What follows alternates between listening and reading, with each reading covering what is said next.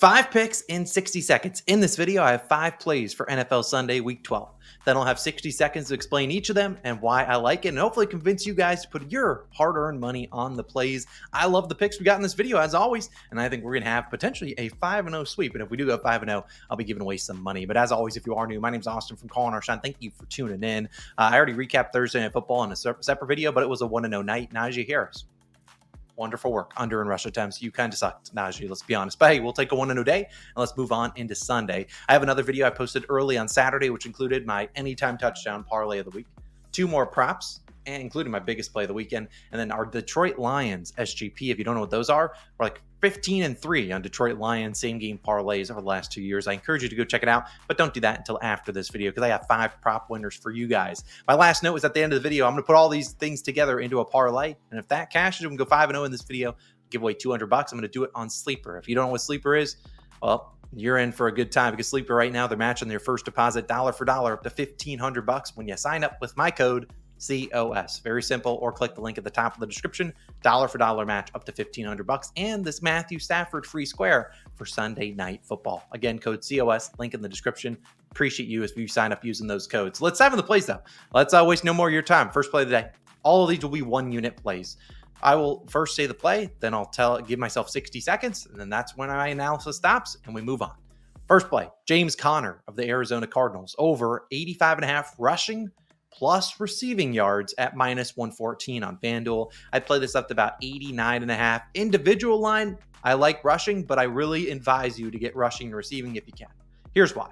In Conner's last 7 games, the numbers are on the screen. He's been dominant over this line in 5 of 7. Couple dud games in there, but it is what it is. Everyone's allowed a dud game. I love this matchup on the road in Seattle, big divisional game. This season, the Seahawks, 3rd most rush yards allowed to running backs at over 5 yards per carry, 4th worst. They have really struggled to stop the run the last 4 weeks. They've also allowed 9.7 yards per reception to running backs. This is why I see a key and want to get those receiving yards in there because James Conner's reception line is 2.5. So if we get 2 receptions, solid. Running backs with 15 or more rush attempts versus them, not going to read off all those numbers. They have crushed this line. I mean, they've almost hit this line by them just rushing yards, let alone they're not even getting the receiving yards in there, which James Conner can get those. Conner's rush attempts line, 17.5. Also, James Conner's last game versus Seattle last year, January 2024, technically earlier this year, 27 carries, 150 yards, 4 receptions for 54 yards. 200. We only need 86. So again, I really like James Conner. I love this over. He's over in 3 of 4 as a Cardinal against the Seahawks. So great spot here to back James Conner. Again, I like the rushing and receiving a lot more than just rushing, but I think there's a good upside on the receiving and rushing yards as well. He could easily hit the over and just rush yards, but I'd rather tack on those receiving yards too. Over 85.5, my first play in the video. Second play is going to be a guy returning back from injury. Mike Evans over 48.5 receiving yards, -115 on BetMGM. Another 1-unit play. I'm played this up to about 55.5 or so. I don't know where the line goes. Start my timer now. Mike Evans appears to be back from injury. Obviously, he sustained a pretty bad injury on his hamstring back in week 6 or week 7. Tried to play through it, got injured again. But I think he bounces back here coming off a bye. Based on the reports, it seemed like he could have given it a go the week before the bye week, but they wanted to be extra cautious for him. And I think he's ready and full system to go. Now, obviously, he could be limited a little bit, but I don't think he's limited on passing down. Sure, put in other guys for the other downs, but his receptions line's in at 3.5 at -150. FanDuel has at -210. And in his last 30 games with 3 or more receptions, he's averaged 76 yards, going over in 70% of them. So again, no Chris Godwin, Giants secondary that I'm honestly not too afraid of. A big time game for this Buccaneers offense who has to start stringing together some wins here to make a playoff push. I have to take this. This could be the last time we see his line below 60. He could easily, if he shows up and plays normal snaps, next week he'll be at 65.5. So there you go. Mike Evans over in receiving yards. I have to. If you put it below 50, what do you want me to do? My hands are tied. I have to play it. Mike Evans, go have a big day. Hopefully you're back healthy. And hopefully you can stay healthy through this week and try to push towards another 1,000-yard season, which I think he needs to average. I actually don't remember the number. He's at only like 350. So he probably has to average probably close to 90 yards to get to the 1,000. I will be rooting hard for Mike Evans. The next 2 picks, I think we have unders. We have 2 unders in the next 3. Devon Achane will be our first one, under 15.5 rushing attempts, -125 on Bet365. You could fade his rushing yards. That's probably more sweat-free than the rush attempts. I always have a bad track record. I take the rush yards under. Soars over, rush attempts goes under. I take the rush attempts under. Rush attempts is sweaty, and the rush yards was free. So again, I like this. FanDuel has this at 13.5. I personally would not play it there. 14.5, good there. You can start my timer now. HN finally went over this line last week. Second time this season. 17 rush attempts versus the Raiders. He's still though under in 8 of 10 games. In that game to get to 17, everything had to go right for this Dolphins offense. Number one, they led the whole entire game. They never had a deficit. They scored on their first drive touchdown. Number two, Mostert got hurt. He was not involved. And number three, they converted 8 of 12 third downs. So they were in a very efficient offense. I mean, everything goes wrong right there, but one thing goes wrong. What happens? And I think it goes under. This week against the Patriots, it is a good matchup for rushing attempts. They have given up their fair share. But I feel like a lot of those games included not Drake May under center. When Jacoby Brissett was under center, there's no offense coming from the Patriots. Now with Drake May, they're able to move the ball a little bit, sustain some 5, 6, 7-minute drives. This is a very pass-happy Dolphins offense. Additionally, Christian Gonzalez, a late add to the injury report on Friday afternoon. If he misses, their secondary is going to be even worse. Big days from Tyreek and Waddle, if that's the case. But either way, I like fading Devon Achane. He could have a good game, but 16 rush attempts, they really don't give it to him a lot. Running like that. He gets a lot of receptions, but rush attempts, I'll fade him there. If he gets, 16, sure, I'll be proud of him.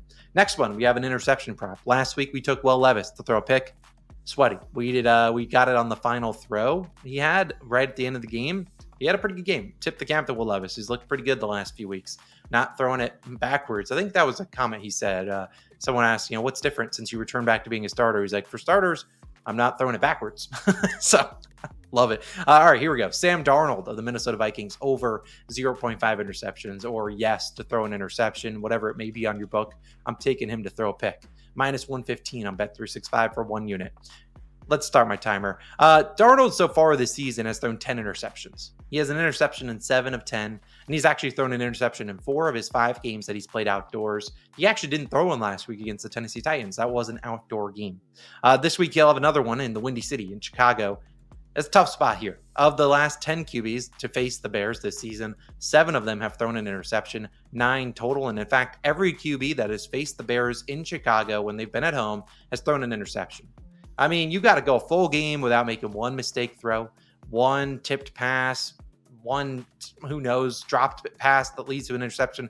A lot of things have to go right for Sam Darnold for him not to throw a pick. But I think there's a couple different options where he could throw one here. This is a Bears team obviously fighting for some wins. Their defense has been pretty good. I think they step up and get Darnold to throw one. We know Darnold. I mean, I'm a Jets fan. I've seen Darnold make some pretty boneheaded throws. Sure, he's farther into his career, but still, he's going to put the ball in harm's way here and there and could throw it to Justin Jefferson, which could be a bad pass, gets tipped, and then picked. So I like it. Also, the safety that they had out, he's out this week. He doesn't have an interception this season. And incoming, I think Jonathan Biles will be starting. Now, that's obviously the joke. It's Simone Biles' husband. I think he's going to be actually starting it this week.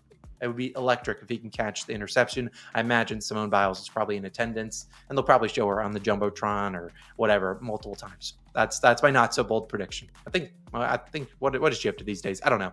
My final pick of the video, right? We've done 4, I think. 1, 2, 3, 4. Final pick. And again, there's more picks in that other video posted Saturday earlier in the day. Go check that one out. Last pick will be an under, and no one's going to like this one.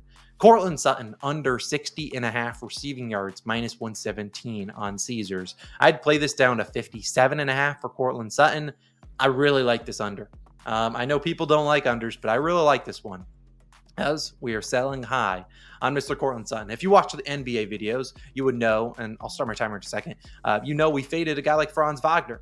Franz Wagner was over in 4 straight games. We faded him, soared under. Why was he over? Because he had great matchups, and that's the same thing Courtland Sutton finds himself here. Start my timer. Courtland Sutton is over this line in 4 straight weeks. He's at 100, 122, 70, and 78 receiving yards. He's had 6 receptions all 4 games, long reception of 30 yards in 3 of 4. So again, a lot of volume and having some big catches in there. So he's obviously going to soar over, but look at the matchups. He faced the Panthers, Ravens, Chiefs, and Falcons. Panthers, Ravens, and Falcons, all bad secondaries. Chiefs, Tip my cap. He got the job done there. But again, this and the Chiefs are a team he sees all the time. So maybe a little bit more familiarity there. I guess you could say the same thing for the Raiders here, but it's a tougher matchup though against the Raiders. In week 5, when they faced each other, Sutton, 2 receptions for 32 yards. Since week 6, since then, even really the whole season, Raiders, second fewest receiving yards allowed to perimeter wide receivers.